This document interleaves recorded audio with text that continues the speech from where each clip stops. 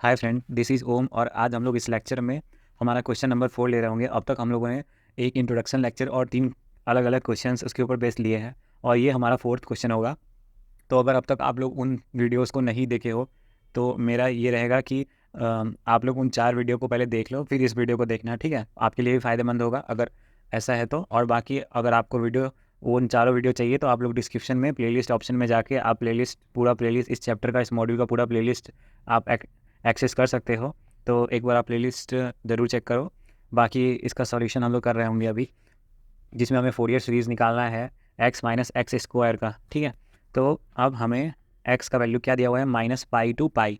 तो ये जो इनिशियल होता है वो a होता है और फाइनल b होता है, और b माइनस a अगर 2π आता है तो हम फार्मूला को थोड़ा सा स्मॉल फार्मूला यूज़ करते हैं, जो जनरल फार्मूला होता है उसमें b माइनस a ऑलरेडी पुट करके मैंने बता रखा है ये सब, ठीक है? तो हमें यहाँ पे देखो पाई माइनस और फिर -π, तो पाई प्लस पाई कितना हो गया 2π, तो हमें b माइनस a 2π मिल रहा है। अब बात करते हैं हमारा सॉल्यूशन की। तो here f of x equal to x minus x square and हमें b माइनस a 2π पता चल गया, ठीक है? अब बात करते हैं फोरियर सीरीज की। The Fourier series for f of x equal to x minus x square is क्या हो जाएगा? अब तक तो आप लोग को याद हो गया होगा फोरियर सीरीज, ऑलरेडी हम लोगों ने 3 क्वेश्चन कर रखा है। तो a0/2, ये पहला आइटम याद हो गया आप लोग को। फिर सिग्मा क्या होता था, एक बार आप लोग रिपीट करो मेरे साथ। Sigma n equal to 1 to infinity, और फिर क्या आएगा यहाँ पे an cos nx, ठीक है? ये x है। और फिर क्या आता है हमारा सिग्मा n 1 से इन्फिनिटी bn sin nx, ठीक है? तो इसको हम बोल देंगे हमारा इक्वेशन नंबर 1। ये हो गया। अब हम a0 an और bn का वैल्यू फाइंड आउट करेंगे और इसके अंदर पुट कर रहे होंगे। तो a0 क्या आ गया हमारा 1/π integral a to b f of x dx। a0 भी याद हो गया आप लोग को। फिर 1/π 0 to सॉरी, यहाँ पे हमें वैल्यू क्या दिया हुआ है, -π to π दिया हुआ है क्वेश्चन में। और फिर हम बात करते हैं x minus x square dx, ठीक है? ये हो गया। अब इसमें हमें सॉल्व करना है फर्दर, तो इसको हम लोग सॉल्व करते हैं। हमें a0 का वैल्यू यहाँ पे मिल गया। अब हम लिखेंगे 1/π और इंटीग्रेट करेंगे फिर। तो x है ना, x का इंटीग्रेशन क्या हो जाएगा, x²/2, और फिर x स्क्वायर का इंटीग्रेशन आ जाएगा पावर में +1, तो x²/3, और जो पावर में होता है वही डिवीजन में होता है इंटीग्रेशन में, तो ये 3 ये हो गया। और -π to π, अब ये इक्वल टू हो गया हमारा 1/π। हम क्या करेंगे, बेसिकली यहाँ पे पाई और -π का वैल्यू सब्स्टिट्यूट करेंगे। तो एक काम करता हूँ, मैं इसको नीचे कर देता हूँ, इधर जगह ज़्यादा बढ़ जाएगा। तो 1/π और हम वैल्यू ऑफ सब्स्टिट्यूट कर रहे हैं, तो इसमें पाई को पुट करो तो ये आ जाएगा π²/2, और फिर -π³/3, और फिर माइनस, अब इस -π को पुट करेंगे तो -π का स्क्वायर, π² ही आने वाला है, और ये स्क्वायर हो गया। और फिर यहाँ पे माइनस था, और यहाँ पे जब हम -π को पुट करेंगे तो -π का क्यूब -π³ होता है, और अपॉन में क्या आ जाएगा, 3 आ जाएगा, ठीक है? तो ये 4 टर्म आया। अब इसको क्या करते हैं, इसको अब हम लोग इन 4 टर्म को थोड़ा सा कैलकुलेट करके लिखते हैं। प्लस माइनस को हम लोग अरेंज कर देते हैं, तो ये π²/, और ये π³/3, और फिर ये -π²/2, और फिर ये प्लस, ये माइनस माइनस प्लस हो गया ना, और फिर अंदर से एक और माइनस किया तो फिर ये माइनस हो गया, तो π³/3 ये हो गया। अब यहाँ पे हमें देखना है कि इसमें से कोई वैल्यू कैंसिल हो रहा है, तो हाँ ये पॉजिटिव है और ये निगेटिव है, तो ये हमारा कैंसिल हो रहा है, ये वैल्यू हमें कैंसिल होता हुआ दिख गया हमारे पास। अब क्या है कि अब हम लोग डायरेक्ट लिख सकते हैं, क्या लिख सकते हैं, तो ये क्या आ जाएगा -2 और ये π³/3। तो देखो क्या आएगा वैल्यू, -2 π³/3, और ये बाहर वाला पाई ये आ गया, और ये पाई और ये 3 कैंसिल हो गए, 2 आ गया। तो हम बोल सकते हैं क्या है हमारा वैल्यू, -2 π²/3 पाई। ये क्या आ गया हमारा a0, और इसको हम क्या करते हैं, इसको हम बॉक्स में डाल देते हैं। अब सिमिलरली हम लोग हमारा an फाइंड आउट करेंगे, तो an फाइंड आउट करते हैं चलो। तो an कैसे निकलेगा हमारा, an 1/π integral a to b f of x cos nx, और फिर dx, ठीक है। और इसको हम सब्स्टिट्यूट करते हैं क्वेश्चन के हिसाब से, तो इंटीग्रल माइनस पाई टू पाई दे रखा है हमें क्वेश्चन में, और उसके साथ क्या है x minus x square F x का वैल्यू, और कॉस एन एक्स है, और ये dx है। अब इसको हमें इंटीग्रेट करना है, तो इसका इंटीग्रेशन हम लिखते हैं। मैं डायरेक्ट लिख रहा हूँ, आप लोगों को कैलकुलेट करना है खुद से। मैंने आपको बताया था आइलेट रूल वाला इंटीग्रेशन मैंने करवा भी दिया, फार्मूला भी बता दिया है, तो आप लोगों को इतना तो करना पड़ेगा, वरना फिर एग्जाम में कंफ्यूज हो जाओगे और प्लस माइनस में गलती करके आ जाओगे। तो इतना प्रैक्टिस तो खुद करो। मैं डायरेक्ट वैल्यू लिख रहा हूँ, अगर बताने लगूंगा तो वीडियो फिर बहुत लंबा खिंच जाएगा हमारा, तो मैं डायरेक्ट वैल्यू मैंने नोट कर रखा है, मैं डायरेक्ट वैल्यू लिख रहा हूँ आपके सामने। 1 माइनस 2x, और ये फिर माइनस कॉस एन एक्स, और ये एन स्क्वायर, ये हो गया। अब हम आते हैं हमारे थर्ड टर्म के ऊपर। इसमें 2 बार u इंटू वी रूल लगता है, मैंने पहले भी इसको पहले के क्वेश्चन आपके वीडियो देखे हैं, तो एकदम सिमिलर है, बिल्कुल सेम है। तो ये ऐसा नहीं है कि कुछ नया है, कुछ नया होता तो मैं ज़रूर बताता आप लोग को। जब नया नहीं है तो आप लोग को खुद करना है। ये sine n x upon n cube हो गया, और यहाँ पे हमने इसको बॉक्स में डाल दिया, और बॉक्स में डालने के बाद हमारा लिमिट क्या है, माइनस पाई टू पाई, ठीक है, ये हमारा लिमिट है। अब ये वैल्यू आ गई हमारी आपके सामने, ये वैल्यू जो आप लोगों को क्लियरली दिख रही है स्क्रीन पे। और ये ILATE u into v integration जो होता है, उसमें हमने आइलेट रूल लगा के किया है। u इंटू वी जो होता है, इसमें आइलेट रूल लगा के, और ये क्वेश्चन में क्लियर दिख रहा है कि ये x into cos n x और x square into cos n x बनेगा। तो ये सेम इंटीग्रेशन हम लोग कर चुके हैं, मतलब ऐसा नहीं है कि नहीं, एग्जैक्टली सेम इंटीग्रेशन हम लोग पहले की वीडियो में कर चुके हैं, तो कोई कन्फ्यूजन नहीं होना चाहिए। बात करते हैं हमारे वैल्यूज़ की, तो हम अब वैल्यूज़ पुट करते हैं, ये जो भी वैल्यूज़ हैं, या फिर हम लोग पहले, या तो एक काम करते हैं, पहले हम लोग इसको थोड़ा सिंप्लीफाई करके लिख लेते हैं। ये निगेटिव निगेटिव ऐसे सब कुछ गिच पिच सा लग रहा है, तो इसको हम लोग थोड़ा सा सुंदर कर देते हैं, फिर हम लोग वैल्यू पुट करेंगे। तो x माइनस एक्स स्क्वायर, और फिर sine n x upon n है, ठीक है। अब क्या कर देंगे, अब ये माइनस और ये माइनस मिलके क्या बन गया, प्लस, ये वाला माइनस और ये वाला माइनस, और यहाँ क्या बच गया, 1 माइनस 2x बच गया। अब क्या रह गया यहाँ पे, cos n x upon n square, और ये माइनस माइनस क्या हो गया, प्लस हो गया। तो यहाँ क्या बच गया, 2 sine n x upon n cube, ये बच गया। अब यहाँ पे वैल्यू क्या है, माइनस पाई टू पाई है। अब हमें ये इक्वेशन बहुत सुंदर सा लग रहा है। ये देखो, ये कितना गंदा सा लग रहा था, कहीं भी माइनस है कहीं भी प्लस है, तो अब इसको सुंदर कर दिए, जिस वजह से हमें क्या वैल्यू रखने में भी बहुत आसानी पड़ेगी। तो अब इसमें हम डायरेक्ट वैल्यू पुट करेंगे। पहले हम क्या पुट करेंगे, पाई और फिर माइनस पाई, ठीक है। तो अब लंबा है तो थोड़ा सा लंबा बनेगा, पर हम पुट कर लेंगे, बस पुट ही तो करना है। Pi minus pi square, x की जगह बस पाई पुट करते जाओ। साइन एन एक्स है तो एन पाई, फिर अपॉन एन, फिर प्लस 1 माइनस 2 पाई, और फिर cos n pi upon n square, फिर प्लस 2 साइन एन एक्स है ना, तो n pi upon n cube, ठीक है। ये आ गया हमारा पाई पुट करने के बाद, फिर माइनस, और इसको ब्रैकेट बना लो, और फिर क्या माइनस पाई पुट करेंगे अब। तो एक्स की जगह माइनस पाई, देखो एक्स की जगह माइनस पाई, तो माइनस पाई, और फिर माइनस, और माइनस पाई का होल स्क्वायर क्या आएगा, पाई आए, पाई स्क्वायर आएगा। ये हो गया। अब आ जाते हैं हम हमारे इसके ऊपर, तो साइन माइनस एन पाई, ठीक है, माइनस वाई पुट करते ही, और यहाँ पे एन है नीचे, और फिर ये प्लस 1 माइनस, और ये जब x की जगह माइनस पाई पुट करेंगे तो ये प्लस हो जाएगा, और 2 पाई आ जाएगा, ठीक है। अब कॉस के अंदर माइनस या प्लस बाद बराबर है, तो हम डायरेक्ट कॉस एन पाई लिख सकते हैं, और अपॉन में एन स्क्वायर, ठीक है। और फिर लास्ट बचता है हमारे पास प्लस 2 साइन माइनस एन पाई, और अपॉन में एन क्यूब, ये भी आ गया। अब हम इसको फर्दर लिखेंगे,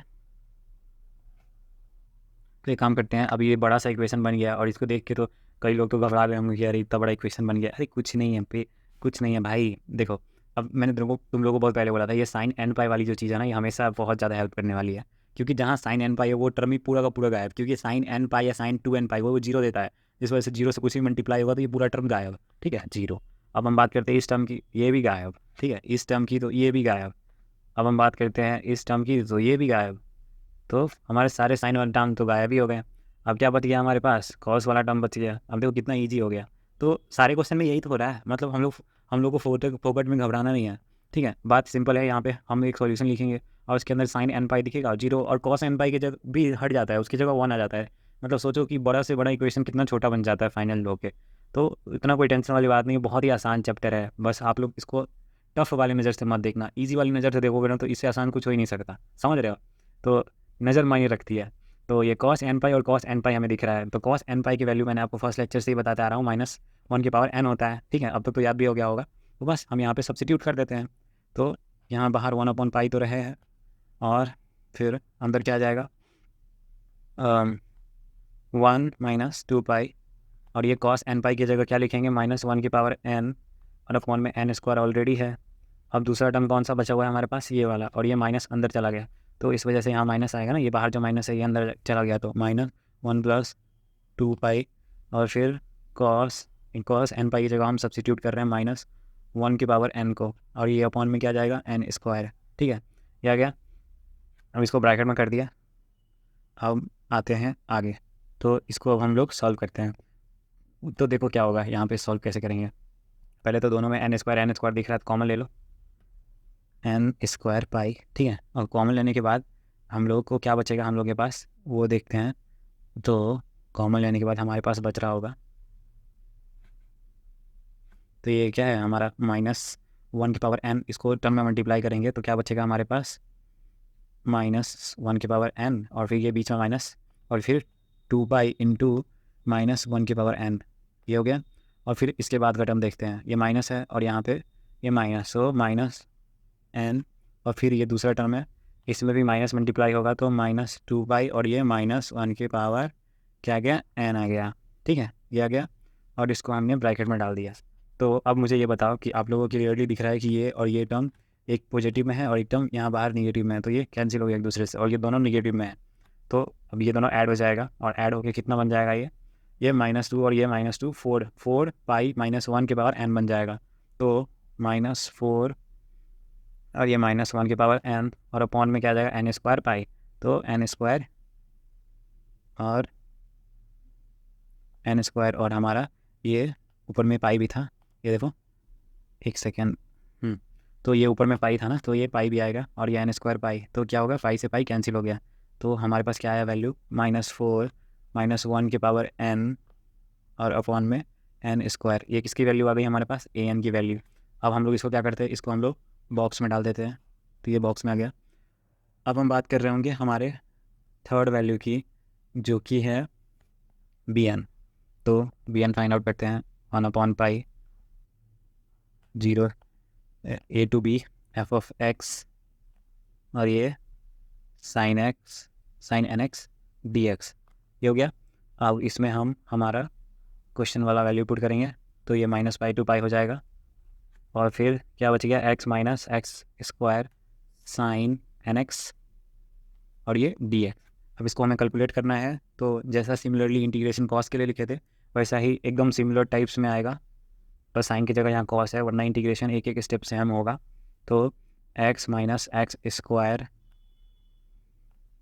सोचो कि मतलब मैं आइलेट रूल वाला इंटीग्रेशन वगैरह कुछ चीज़ें स्किप कर रहा हूँ, तब जाके इसके वीडियोस 20 मिनट के बन रहे हैं। तो अगर सारी चीज़ें बताने लगूंगा तो 40 मिनट 30 मिनट की वीडियो बनेंगे, तो आपके बहुत टाइम वेस्ट हो जाएंगे। तो आइलेट रूल अगर आप लोग अच्छे से करके अगर वीडियो देखते हो तो सोचो कितना बड़ा फ़ायदा है। इस वजह से मैं बोलता हूँ कि ये आइलेट रूल समझाने में टाइम लगेगा, क्योंकि 2 बार इसमें लगता है आइलेट रूल, क्योंकि एक्स स्क्वायर है ना, इस वजह से एक बार x 2x बन जाता है, फिर x into sine cos x वाला टर्म होता है हमारे पास, फिर उसको हम लोग दोबारा यूज़ करते हैं, इस तरह से बनता है। तो इसलिए मैंने हिंट वगैरह दे देता हूँ, और बस टाइम बचा लेता हूँ थोड़ा आप लोगों का, और कुछ नहीं। तो -पाई टू पाई ये हो गया, ये हमारा आफ्टर इंटीग्रेशन आएगा। आप लोग फिर से ट्राई करोगे, एकदम सही वैल्यू लिखी है मैंने, कोई गलत नहीं किया है इसके अंदर, ठीक है। तो आप लोग बस खुद से वैल्यू कैलकुलेट करोगे तो आप लोग मैच कर लेना इससे, और इसको हम अब फर्दर सिंप्लीफाई कर लेंगे। ये माइनस और ये अंदर माइनस, ये सब थोड़ा गंदा सा दिख रहा है, तो इसको हम सुंदर सा लिख लेते हैं करके। तो ये क्या बन जाएगा हमारा, एक्स स्क्वायर, एक सेकेंड, तो ये माइनस जो है हमारा, इसको हमने इधर मल्टीप्लाई किया, तो इससे क्या हुआ, ये -x हो गया, और ये +x स्क्वायर, तो ये -x ऐसा लिख दिया इसको, तो x स्क्वायर -x लिख दिया। अब आता है ये cos nx, और यहाँ पे अपॉन में n, फिर ये माइनस को इस माइनस के साथ प्लस कर दो, और 1 - 2x, और ये क्या रहेगा, sin nx upon n square, और फिर -2 cos nx upon n cube, और ये -पाई टू पाई, ये आ गया। अब आ जाते हैं हमारे वैल्यूज़ के ऊपर। तो 1/पाई है।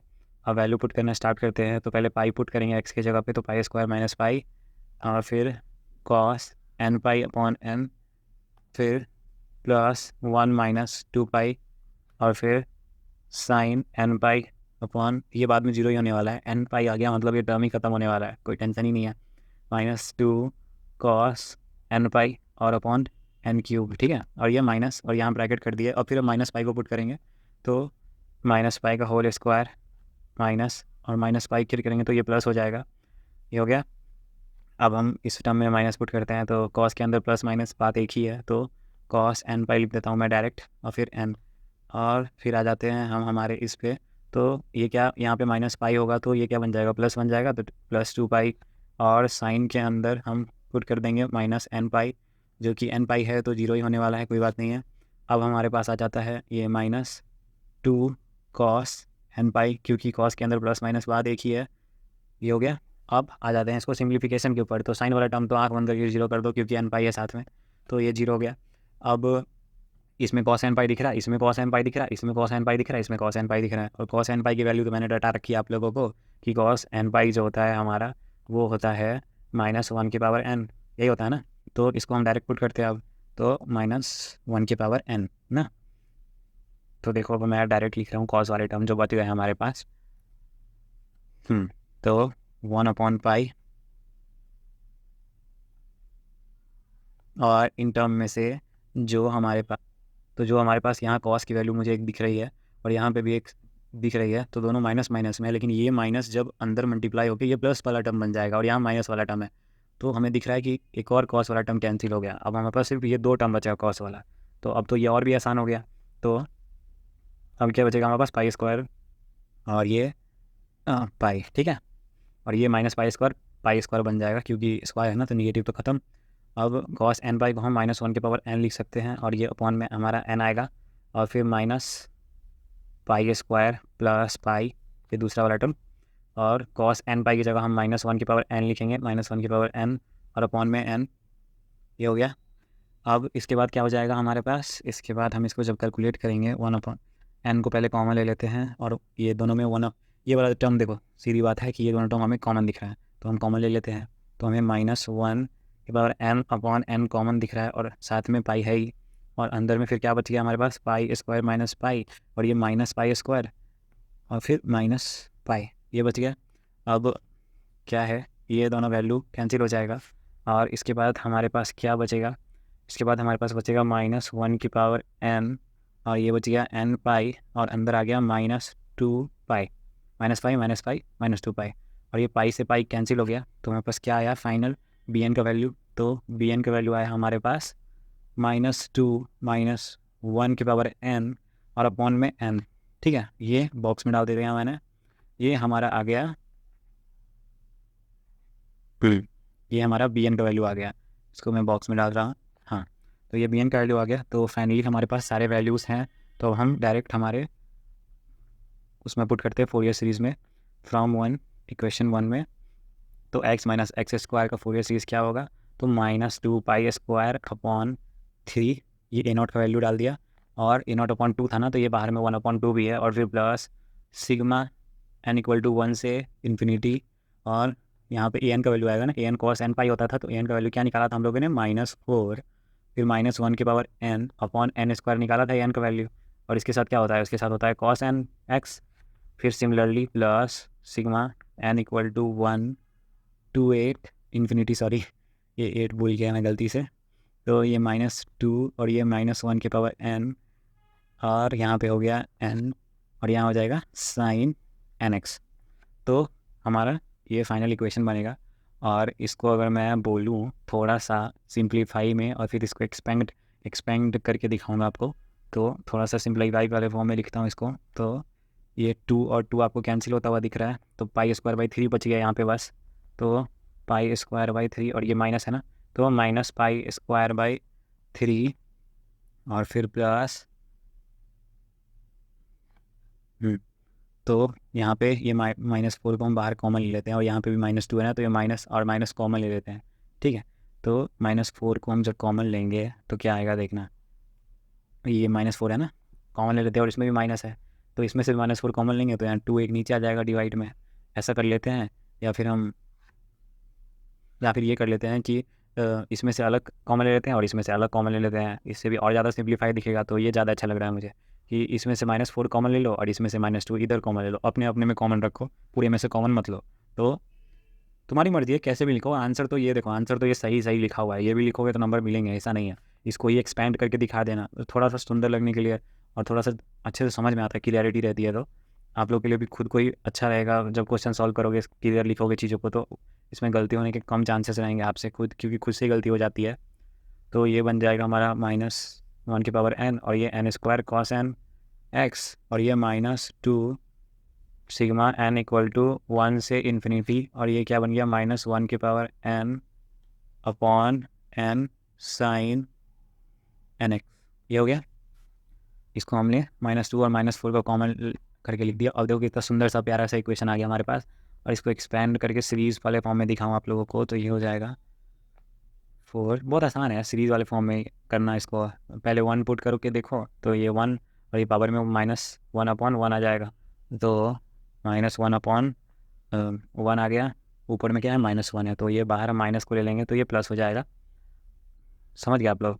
तो ये हमारा +4 हो गया, cos nx है तो n की जगह 1, तो ये cos x और फिर अपॉन में 1 का स्क्वायर, फिर माइनस सिमिलरली cos 2x, ये दूसरा टर्म हमारा स्क्वायर होने की वजह से प्लस में आएगा, लेकिन यहाँ माइनस हम बाहर कॉमन लिए हैं ना, तो अब ये दूसरा वाला टर्म माइनस में दिखेगा और ये हो गया 2² फिर प्लस cos 3x प्लस 3² जब n = हमने 3 पुट किया तो, और ऐसे ही ऐसे प्लस है तो अब माइनस आएगा ना, तो ये डैश डैश डैश करके ऐसे दिखाना होता है, और फिर +2 साइन x/1 फिर माइनस जब n की वैल्यू को हमने 1 पुट किया तो, ठीक है। अब सिंपल सा है, खुद से n की जगह पुट करके देख लेना, गलत नहीं लिखा मैंने, साइन 2x/2 और फिर प्लस साइन 3x/3 और ये यहाँ माइनस करके डैश डैश डैश, और ये हमारा फोरियर सीरीज़ आपके सामने स्क्रीन पे है, ठीक है। तो इसको मैं क्या करता हूँ, बीच में एक सीधा लाइन देके, हाँ, तो ये हमारा आंसर बोल सकते हैं हम लोग, फोरियर सीरीज़ है ये हमारा वैल्यू। तो इस लेक्चर में इतना ही, आज के लिए इतना, थैंक यू, फिर अगले लेक्चर में मिलते हैं, बाय बाय।